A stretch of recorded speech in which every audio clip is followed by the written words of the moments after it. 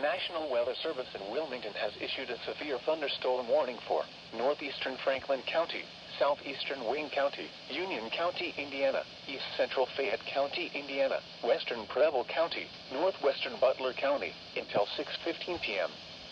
At 5:29 p.m., a severe thunderstorm was located over Liberty, moving northeast at 30 miles an hour. Hazard, 60 miles an hour wind gusts. Source, radar indicated. Impact, expect damage to trees and power lines.